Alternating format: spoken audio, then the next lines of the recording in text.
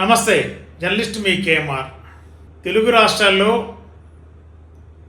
కీలకమైన ముఖ్యమైన ప్రాంతాల్లో సామాన్య మధ్యతరగతి కుటుంబాల్లో ఏదైనా ప్రమాదాలు ఏర్పడినా, మృతుల సంఖ్య పెరిగినా, లేదంటే ఎవరైనా చనిపోయినా, ఇలాంటి పరిస్థితి వచ్చినప్పుడు చాలా గ్రామాల్లో కుల వివక్షత కొనసాగుతూనే ఉంది.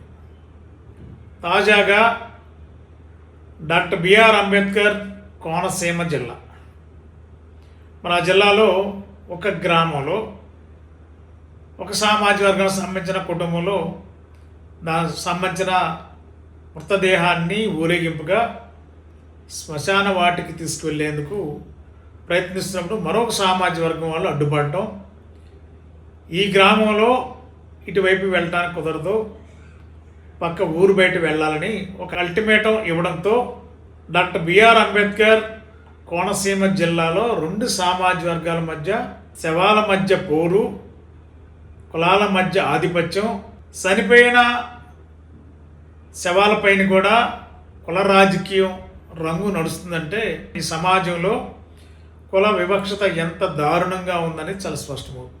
అనేక ప్రాంతాల్లో విచ్చలవిడిగా, ముఖ్యంగా పట్టణ ప్రాంతాల్లో శ్మశాన వాటికలకి స్థలాలు లేవు.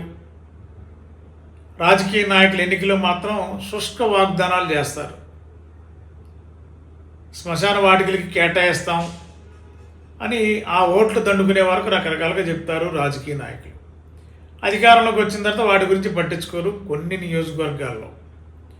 కానీ ఆంధ్రప్రదేశ్లో ఇప్పుడు గోదావరి జిల్లాలో డాక్టర్ బిఆర్ అంబేద్కర్ కోనసీమ జిల్లా అంటే సహజంగానే అక్కడ సామాజిక వర్గాల సమస్య, సామాజిక వర్గాల వివక్షత కొన్నేళ్లుగా కొనసాగుతుంది.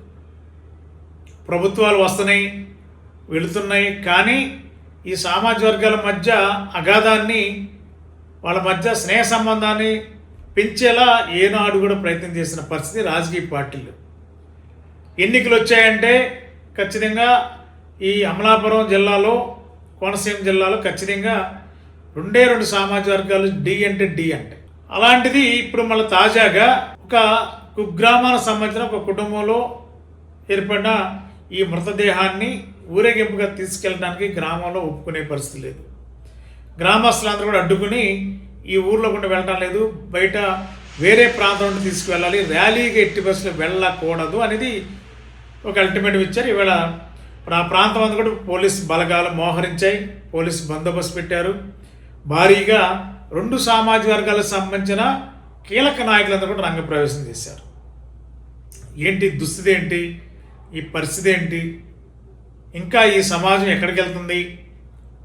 దాదాపుగా భారతదేశానికి స్వాతంత్రం వచ్చి కొన్ని సంవత్సరాలు గడుతున్నా కూడా ఇప్పటికీ కూడా ఇంకా కుల వివక్షత కొనసాగుతుందంటే అది కూడా ఉమ్మడి తూర్పుగోదావరి జిల్లా కానీ అనేక ప్రాంతాలు ఉన్నాయి. ఆ నియోజకవర్గాల్లో మరి ఉప ముఖ్యమంత్రి పవన్ కళ్యాణ్ గారు ప్రాతినిధ్యం వహించిన జిల్లా కూడా ఆ ప్రాంతంలోనే ఉంది. నియోజకవర్గం కూడా పిఠాపురంలో ఉంది.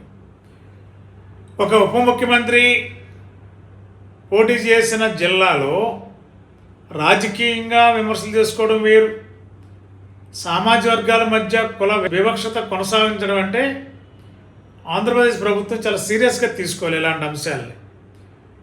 అదేవిధంగా ఏవైతే కమిషన్లు ఉన్నాయో ఈ కమిషన్ల రంగంలో దిగాలి.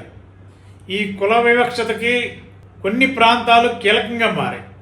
మహిళా కమిషన్ కానీ, ఎస్సీ కమిషన్ కానీ, ఎస్టీ కమిషన్ కానీ ఇవన్నీ రంగంలో దిగి ఈ కుల వివక్షత పోగొట్టడానికి ఆయా గ్రామాల్లో ఏర్పడిన కుల వివాదాలు, సామాజిక వర్గాల మధ్య వివాదాలు ఇవన్నీ కూడా సరిచేయాల్సిన బాధ్యత ఈ కమిషన్లకే ఉంది.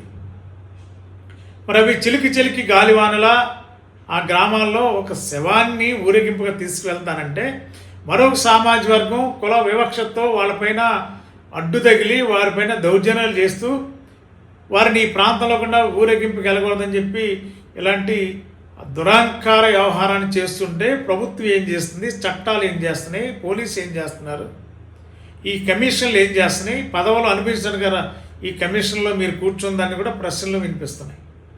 మరి దీనిపైన ప్రభుత్వం స్పందించాలి. పైగా ఉప ముఖ్యమంత్రి సొంత జిల్లా అంటే ప్రాతినిధ్యం వహించిన పిఠాపురం నియోజకవర్గం సంబంధించిన మంత్రి ఉప ముఖ్యమంత్రి కాబట్టి ఆ జిల్లాలో ఇలాంటి పరిస్థితి కుల వివక్షత సంబంధించిన పరిస్థితులు రావడం అంటే ఖచ్చితంగా ఉప ముఖ్యమంత్రి బాధ్యత తీసుకోవాలి. పోలీస్ బలగాల్ని మోహరించాలి.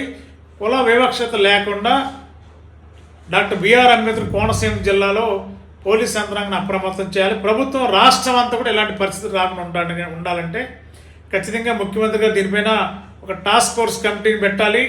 గ్రామాల్లో కానీ పట్టణాల్లో కానీ ఇలాంటి పరిస్థితులు ఏ కుటుంబంలోనైనా ఏ సామాజిక వర్గంలోనైనా మృత్యువాత పడినప్పుడు ఆ శవాన్ని తీసుకెళ్ళేటప్పుడు వాళ్ళకు ఒక స్వేచ్ఛ ఇవ్వాలి.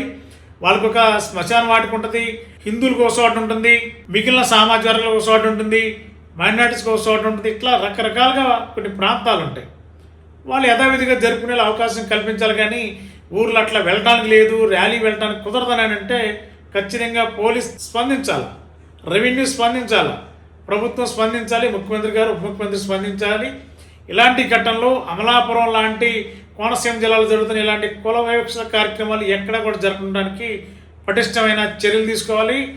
ఒక టాస్క్ ఫోర్స్ కమిటీని పెట్టి నిరంతర పర్యవేక్షణ ఉండేలా కూడా చర్యలు తీసుకుంటేనే ఇవన్నీ కూడా సద్దుమణిగే అవకాశం కనిపిస్తుంది. Thank you.